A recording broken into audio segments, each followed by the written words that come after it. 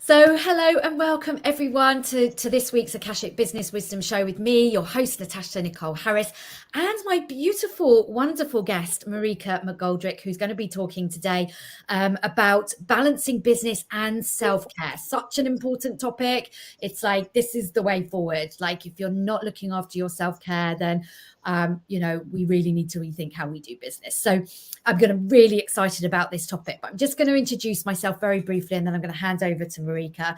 So for those of you that don't know me and are new to the group, welcome. It's exciting to have you here.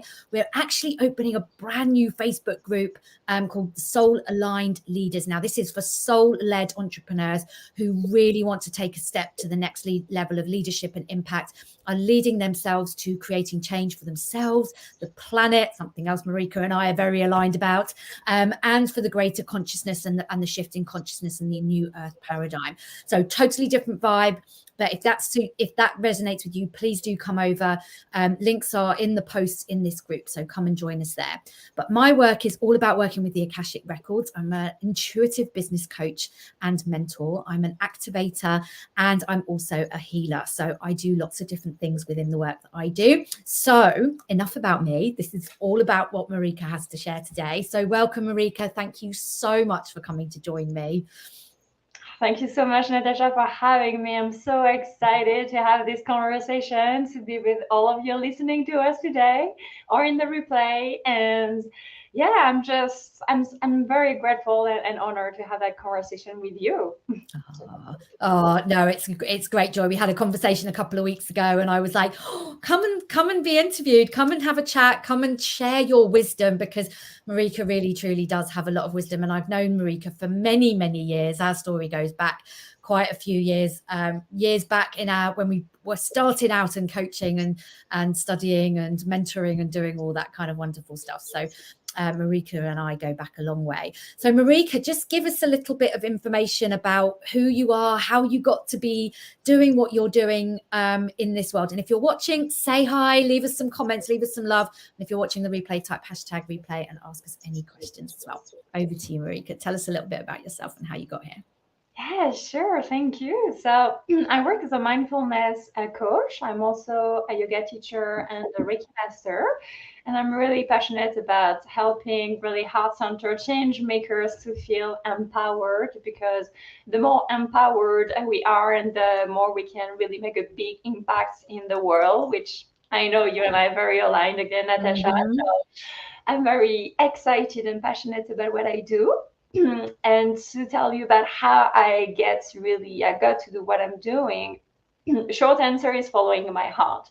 But if I give you a little bit more details, I used to work in the television production industry, which I really enjoyed at the time. And I have to actually mention at that time I was living in London in the UK, where I met Natasha, and now I'm actually based in California. It has been a few years that I've been there. And so going back in London, working in the television industry that I really enjoyed. And one time I just sat down on my sofa and I asked myself, am I enjoying my work? And the answer was yes. And then I asked myself, do I feel fulfilled by my work? And the answer was no. And I said, oh shoot, I need to do something about it. I need to dig deeper. And this is how I discovered that what I was really passionate about is when I can have one-on-one conversation with somebody. And afterwards, the person is telling me, Marika, thanks to our conversation, I feel better. And then by doing some research on Google, I find that this job existed, or I could be paid to have those conversations. So I thought, You love oh it. my God, I need to train into this thing because that sounds amazing. So 6-7 years later, here am I just doing that. Yeah. Oh, amazing. And I love the way you sat with yourself on the sofa and really in that moment of mindfulness was like, do I love what I do? Yes. But am I fulfilled? No. And this is like really, for me, it's like tapping into our inner wisdom. As you said the word no, I got chills. It's like when we sit and we ask ourselves these powerful questions, we know the answer. We just know it. What's next and what we do with that is the journey, as part of the exploration, as part of the inquiry, as part of the curiosity. But we know, and very often we ignore those deeper knowings. So I love that you just sat yourself down on the sofa and was like, yeah, I need to ask myself this. That's really, really beautiful. And so now here you are as a coach working with mindfulness. And I know you have some tips to share with us, but like, what do you feel? I want to ask you, what do you feel has been the biggest thing in your life that you like since this transition? What's the biggest shift that it's meant for you in doing this and exploring and Googling, good old Google? Yes, very good question. The biggest shifts. Yeah, let's see. I think it's really following deeper my intuition, because when I was working in television production, so because I'm from France, before moving to London, I was in Paris, where I was feeling miserable for years, and I was already trying to work to improve my life, but for some reason I was really struggling to feel truly happy in Paris. So I already, that was a massive step for me to move to London, because I spent a summer there, where as soon literally I took the train from Paris to London, I put my 2 feet in the train station in London, just the air, the vibration in London, I thought that feels home. I need to come at some point and live in London, which is what I did a year after. So I've already, it took me time to really start to listen to my intuition when I arrived in London.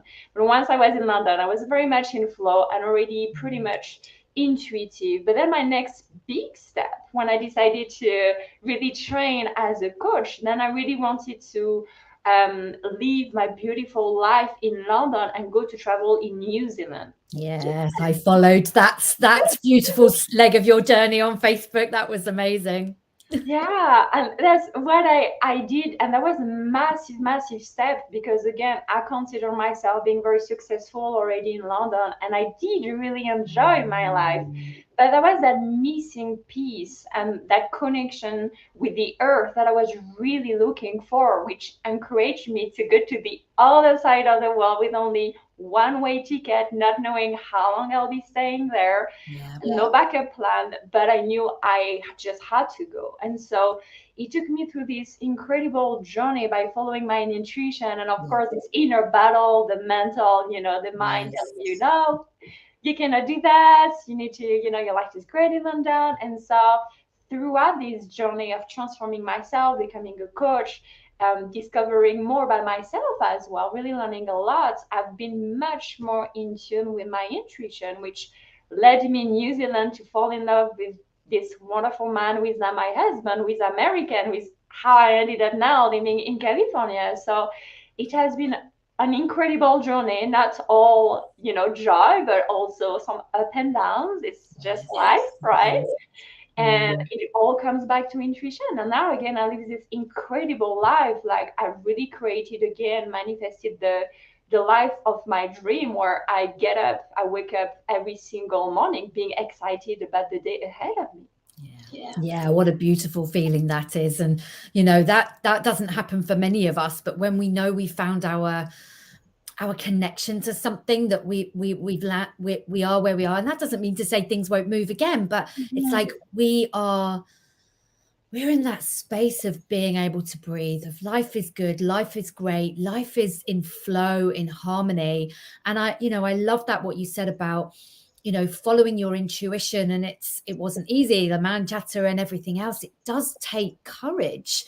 It takes a certain level of courage to really listen to our intuition, because we can't reason with it logically with our minds and go, well, yes, of course, that's why I've got to do that, because it's taking a leap of faith, and that takes courage. And that's what I love about these kind of conversations. I love these kind of conversations that I'm having with you and all the other beautiful people that have come and joined me on my show. It's like, it's that courageous piece that it takes for us to take that leap and listen and truly leap. And the magic that waits on the other side of us is truly, truly incredible. Thank you for sharing that.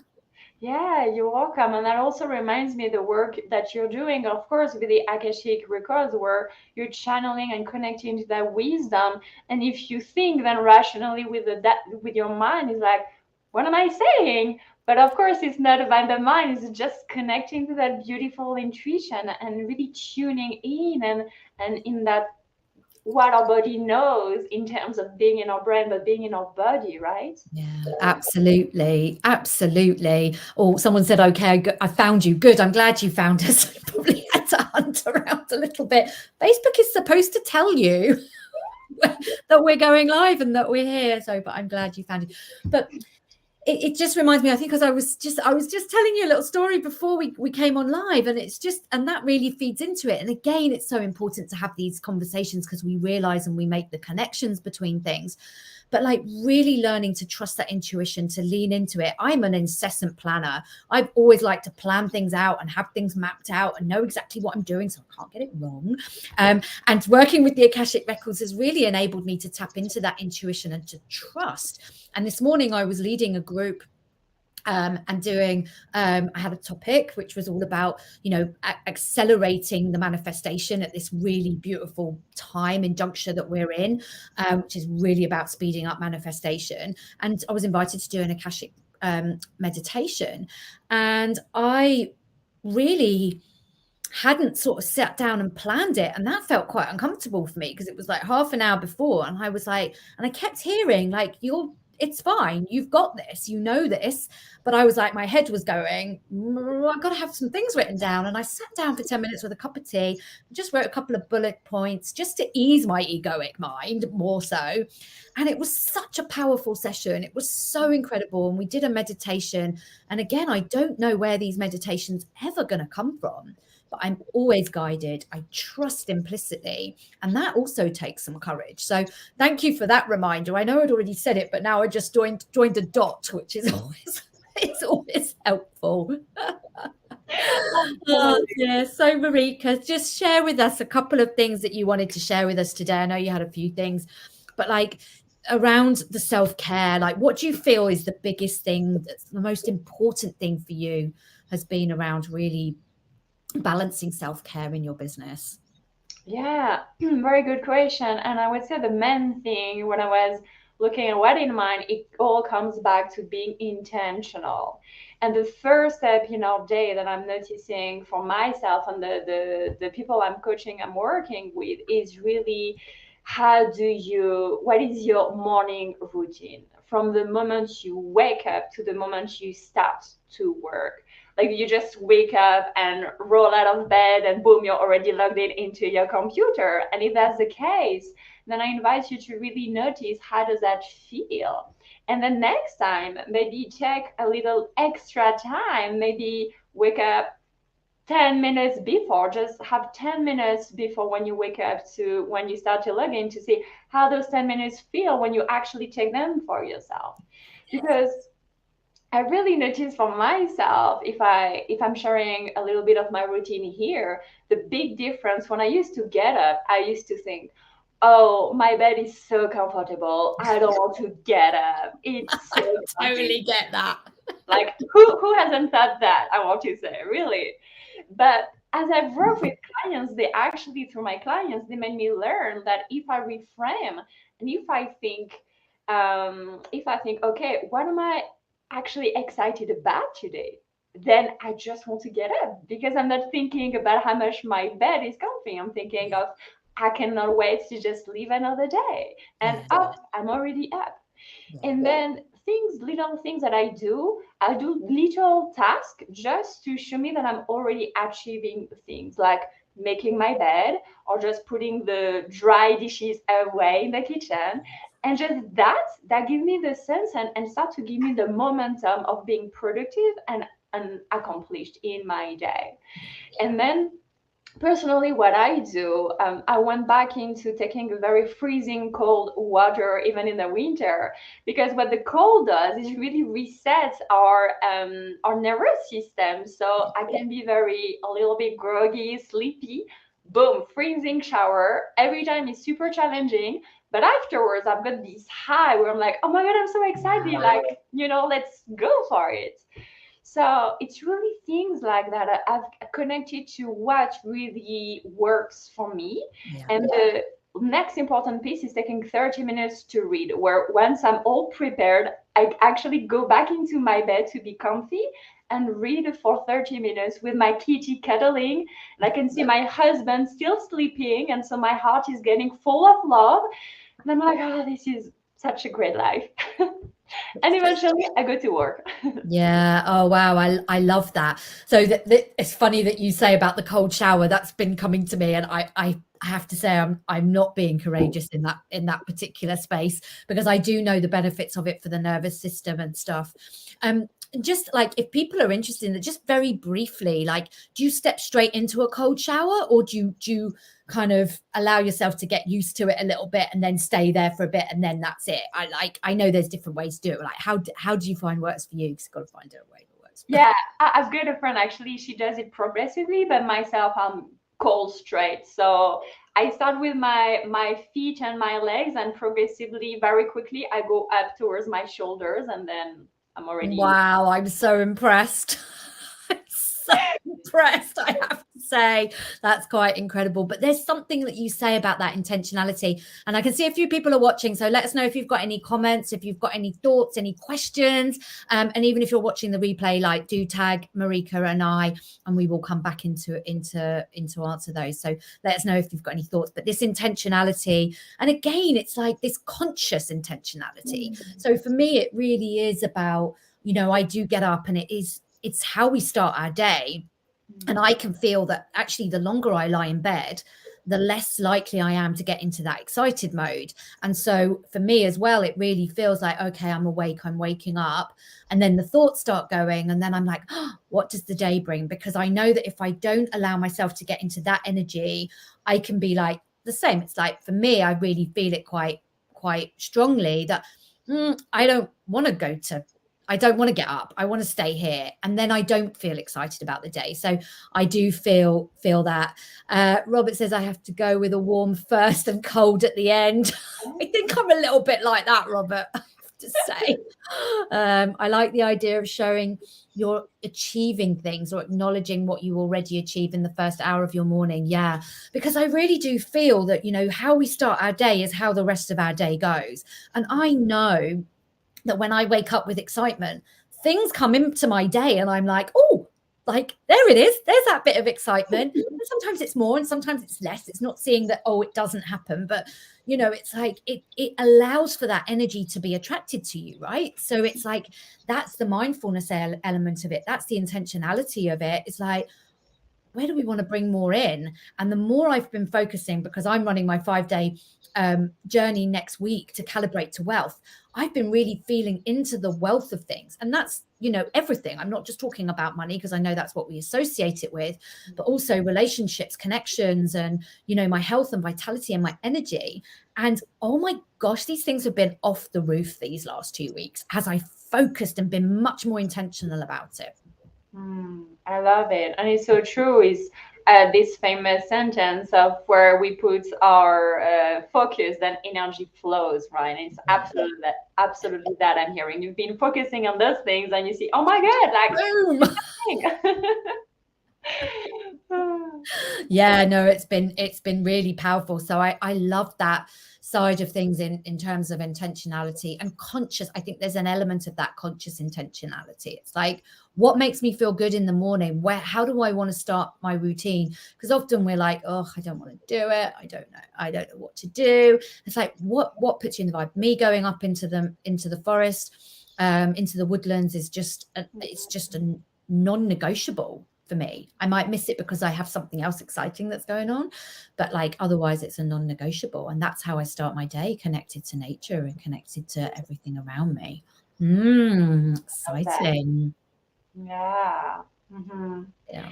Yeah. And it's that in that piece of intentionality is also with time. How do we manage our time, really, when we talk about self-care? Because I have noticed and explore when I start to work. So I start work around 9 a.m. That's what works for me. And then if I start to go until 1 p.m., it's too much. So I know that at 12, even if I'm not finish. Usually I have like 3 clients in the morning, and then I'm doing my notes, so finishing my notes around 12. And if it's past 12 and I'm still taking my notes, I'm really forcing myself to stop and be like, Marika, this is your next hour of break where you're going to eat, replenish yourself, do what you need to do to look after yourself. So yes, your notes are not done. I know I want to finish them, but that's okay. I know I will have this time to finish working in the afternoon. So I really push myself to have those boundaries. And that makes a big difference, because sometimes if I keep going until 12:30 and then my break is only 30 minutes break, I feel a massive difference, because I'm rushing to get my lunch to eat, and then boom, I'm already back at my desk. And so I'm aware of what I need. So I really push myself to set those boundaries of time to really look after myself. And I know sometimes the idea that when we think, oh my God, I need to, the day can go so fast. I need to do as much as I can, and focusing more on the fear and on the lack. And so it's about how, by looking after yourself, by resting, I'm actually going to create and invite the energy that I really want to invite in my work and in my business. And I really feel a massive difference when I do that. Yes, absolutely. There's something really coming up about really being aware of what you need, what works for you, because we're all unique beings. Nothing is ever the same for everyone.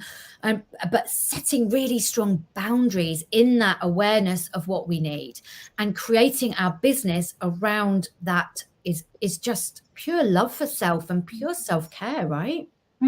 Absolutely. And that's why I love that you mentioned it's whatever works for you. So it's about how can you really tune in with yourself to become aware of your energy cycle, and when do you feel the most energized, when maybe this is when you want to have your work done, and when do you need to rest, and how can you bring that flexibility into your day.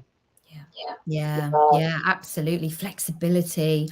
Sometimes we can be so rigid, like I've got work to do, I've got to get it done. And as you say, it's noticing, you'll still get it done, but you'll probably get it done much quicker if you give yourself a bit of leeway and a bit of flexibility, and say, actually, you know what, I can't do this as quickly when I'm running on empty, and I need some food, and I need some lunch, or I need to have a drink of some sort, and just to have a moment break. I mean, it's like, we just don't allow ourselves, we don't give ourselves permission. And that's not self-care. That's beating ourselves up. That's like, come on, getting the whip out, like, let's do more. This isn't enough. And that's not self-care. That's not self-love. And, our business is no different. And if we're doing that in our business is just going to feel it, because our business is an energetic resonance of us as well. Absolutely. And talking about flexibility, and I know I had this beautiful session with you, Natasha, on the Akashic Records, where you channel that when I was thinking about getting more discipline to do the things like practicing yoga every day or things like that.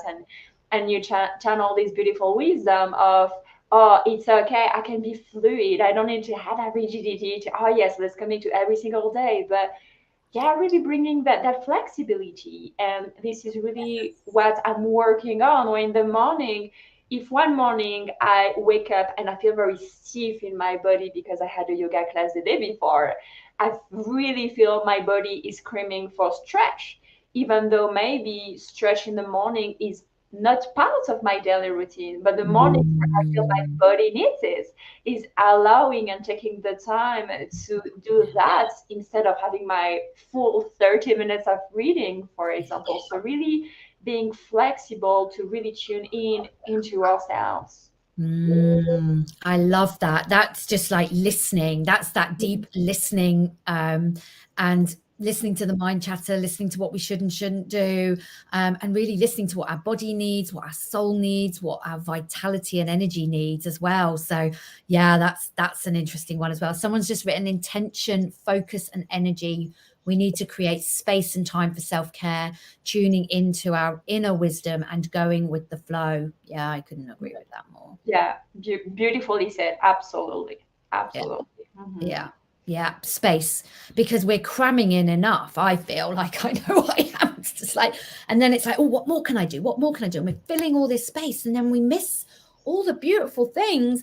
And when something amazing wants to come into our experience and our business, we're like, oh, I don't have space for that. Move on. Next. It's like, oh, I've got things to do. Move on. Next. So it's like we miss all these beautiful opportunities. Yes. Thank you for whoever wrote that. That's very true. Oh, what else, Marika, would you like to share if there is anything? Yes, I know as well. When the sun is out, I've really started to push myself to take even just 5 minutes on my lunch break to, or even between session when I have time to actually go outside and sit in the sun for 5 minutes. And it really, I've noticed a massive difference. Even really just 5 minutes, which sounds crazy, but it does make a difference. So whenever, even when you have just a couple of minutes, when you're thinking maybe I want to meditate more, and you, all those things, they really don't have to take long, like 15, 30 minutes, but whatever time you have, if you try to really just take that and explore, maybe you might find out like me that actually that can do a lot for you. So I really want to invite you to think about that. And also, as we're talking about creating space, managing our emotions and our energy throughout the day when we speak again about intention, because sometimes, let's say, I can have a session which was very much emotionally charged. And if I know that I have a next session coming, usually I have 15 minutes between my sessions, if I just stay at my desk and doing my notes and then just jumping into the next session, I know eventually if I keep doing that, I'm just going to burn out. Yeah. So it's the importance of managing my emotions. So in those cases, I just step out of my desk. I do some checking to really release that energy. If I can, I go outside, breathing the fresh air, walk around in my place outside. And then when I come back to my desk, I'm like, okay, let's be present, focus on my next client, and I put the intention every single time at the beginning of every coaching session. Okay, really, I do this intention or prayer, how you want to call it. So thank you for allowing me to be of service for the highest good of all. And so be it, and be present, and boom, I'm connected. Yeah, because how can we be of service to everyone and for the highest good of all if we're not present and we're burnt out and we haven't given ourselves permission to slow down and to really be in those moments? If we're just burnt out, who are we serving? We don't serve ourselves, and we certainly don't serve anyone else. And this is like, it's kind of martyrdom, isn't it? In some respects, it's like, oh, look at me, I can do everything and I can keep going because everybody needs me, but I'm just showing up on 80% or 60% or sometimes even on 40%. And we think it's good enough. And it's like, yeah, it's not. It really isn't. And it's like we have to top ourselves up first. Yes, we need to pay attention to mind, body, including emotions, absolutely, and spirit. Yeah, couldn't agree more. Couldn't agree more. So yeah, oh my goodness, beautiful. And like I love that idea of topping yourself up with the sun. It's like so nourishing. I mean, if we think of the power and the energy that comes from the sun, just being in that energy. Fortunately, I'm looking out my window and I'm looking and it's like it's pouring down with rain, and I've got a roll neck on because it's cold. And I'm like, what happened to spring that supposedly sprung at the weekend over in London? It's disappeared again. It was like cold this morning on my walk. But yeah, when you get the sunshine, it's like, and for me, it's being outside, even the wind whipping up around me. It's like, blowing some cobwebs out of my hair, and I'm blowing things away, and I'm just creating that space. So any kind of energy, anything that moves the energy or replenishes the energy, it's and nature, you can't fault nature does it all for us if we allow it. That's so true. And then as you're saying that, the wind, and I think about the elements, like I'm trying to also drink as much water as I can when I wake up, and it's the water, what the water does for our bodies as well. To connect all those elements, it's so powerful as well, right? Yeah, absolutely. Absolutely. And we need to nourish ourselves. We put ourselves at the back of the queue so often. And that again is not self-care. And if you think that, I know you think this too, but it's like if if you put yourself at the back of the queue and all your energy is going into your business, you're actually also putting your business at the back of the queue along with you, because you are your business. So don't be disillusioned that you are doing everyone else or your business a favor by not taking care of you. I really do think that's what I really am taking from today. So yeah, let us know in the comments, what are you taken from today? There's been lots of juicy conversations and nuggets there. So let us know in the chat what you've taken from today, first and foremost. But yeah, Marika, what else would you like? Is there anything else, like some last parting wisdom?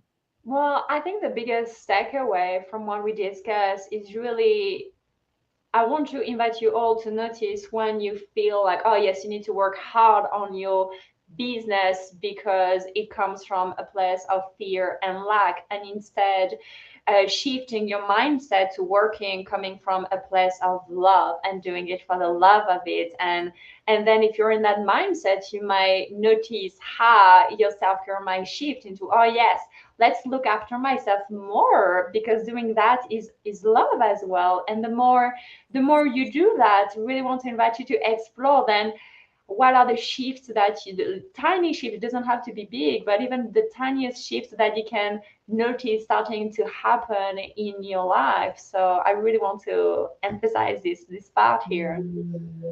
Oh, beautiful, beautifully wrapped up. I think for me, really about, just setting those intentions, those conscious intentions, and the boundaries, and listening to our bodies, and what do we need, and what's going to make us feel excited in the mornings when we jump out of bed. I'm going to go and try the shower thing again. Feeling not quite committed to that, but I'm going to try. I can feel the resistance in my body as I say that out loud. You're like, really? Oh, let's give it a go. Come on, there's nothing else to lose. But I do love that. Oh my goodness, this has been such a joyous conversation, Marika. I've really enjoyed it. Thank you so much for coming. Can you share with people how you could help them? Where do they want to come if they want to know a little bit more? If they want to, how can people get in touch with you? Yeah, so feel free to connect to my website, which is called marikamcgoldrick.com. So easy to remember, just my first name and last name.com. And I have a free ebook on my website that you can download for you to have a more of a taste as well of the work that I do. And in this ebook, there are some specific tools as well for heart-centered change makers who want to feel more empowered and really grow and expand. So yeah, feel free to contact me there. And you can also find me on social media, on Facebook under Marika McGoldrick, and on Instagram under Marika-McGoldrick as well. Brilliant. I highly recommend that you follow Marika and you download her ebook. And also you've been part of a collective to write a book. So tell people where they might, a little bit about that, and how they might want to go and head over and buy that as well. Yes, correct. Thank you for mentioning that, Natasha. I recently co-wrote a book with 27 other women across the world, which I'm very honored. And it's on the feminine energy. And so we all shared our story in this beautiful book. And so I wrote my chapter on my year in New Zealand, which was so key.